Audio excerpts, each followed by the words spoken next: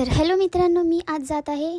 मी का सांगू तुम्हाला, चला गेल्यानंतरच बघून घ्या तुम्ही या रस्त्यावरूनच समजेल मी आता कुठे जात आहे ते.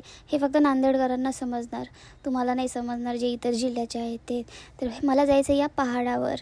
हे बघा, मी पोहोचण्यातच आली आणि वातावरण तर एकदम भारी होतं आजचं, आणि मी पोहोचले पण. मला जायचं होतं रत्नेश्वरी टेम्पलला. हे एक कुंड आहे तिथलं, इथे पाय धुवूनच मंदिरात प्रवेश केला जातो. मग नंतर मी पाय वगैरे धुतले इथे आणि मंदिरामध्ये गेली. मंदिरात प्रवेश केला मी आणि रांगेमध्ये थांबले. हे पूर्ण दगडाचं आहे आणि नवरात्रीला इथे खूप गर्दी असते. मी दर्शन वगैरे करून मंदिराच्या मागच्या साईडला गेले. इथे पूजा वगैरे चालू होती. हे चिंतामणी आहे, म्हणजे आपण जी इच्छा मागितली ती आणि हे गोल फिरल्यास ती पूर्ण होते असं म्हणतात. मग नंतर इथून मी वरच्या साईडला गेले. वरच्या साईडला एक महादेवाचं मंदिर आहे एकदम वर. मग नंतर वर गेल्यानंतर मंदिर बंद होतं कारण गेटला लॉक होता. नंतर आणखी मी बॅक साईडला गेली तर वरतून बघा नांदेडचा व्ह्यू कसला भारी दिसतो. भारीच दिसणार, आमचं नांदेड आहे ना.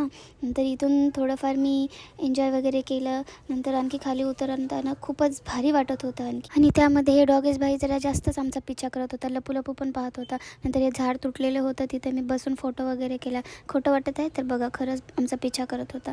नंतर खाली उतरताना हे मंदिरचा व्ह्यू वगैरे असा दिसतो. नंतर आम्ही तिथून निघालो आणि मध्येच एक तळं लागतो, ते एवढं सुंदर आहे ना, खरंच तुम्हाला बघून वाटतच असणार आहे.